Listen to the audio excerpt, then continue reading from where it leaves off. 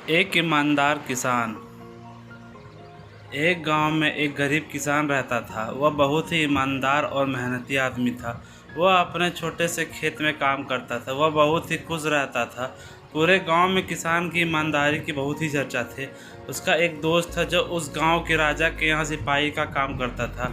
वह किसान से उसके घर रोज़ मिलने जाता। एक बार राजा ने अपने दरबार में एक ऐलान किया कि उसके बगीचे में काम करने वाला एक अच्छा सा कारीगर चाहिए जो उसके बगीचे के पेड़ पौधों को फूलों का ध्यान रख सके। राजा का यह ऐलान सुनकर किसान के दो सिपाही ने सोचा कि यही मौका है कि किसान से मित्रता निभाने में उसे यह बगीचे में काम पर लगवा दूंगा। उसका वह मेरा साथ भी रहेगा और किसान का भला भी हो जाएगा। यह सोचकर उसने राजा से कहा कि महाराज, मैं आपके लिए एक ऐसे आदमी को लेकर आऊँगा जो यह काम अच्छे से कर लेगा।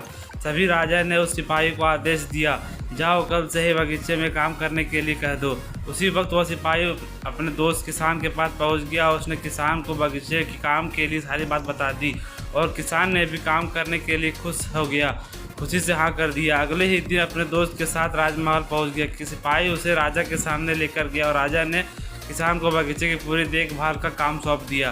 राजा ने कहा, तुम अगर पूरी ईमानदारी से साथ काम करोगे तो तुम्हें 50 सोने की मुद्राएं हर महीने दूंगा। किसान खुशी खुशी बगीचे में काम करने के लिए हाँ कर देता है और वह उसी वक्त बगीचे में काम करने लगा। किसान बगीचे में बहुत दिल लगा कर काम करता था।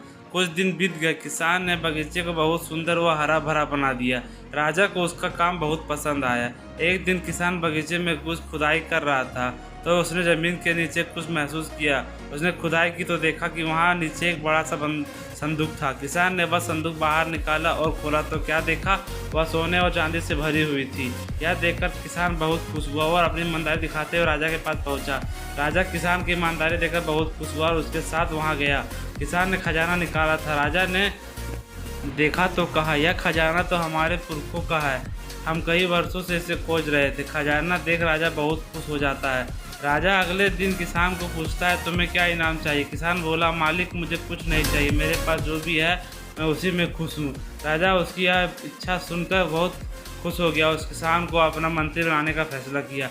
किसान ने राजा की बात मान ली और मंत्री बन गया। तो स्टोरी कैसा लगा दोस्तों? अगर पसंद आया हो तो चैनल को सब्सक्राइब करें, लाइक करें, कमेंट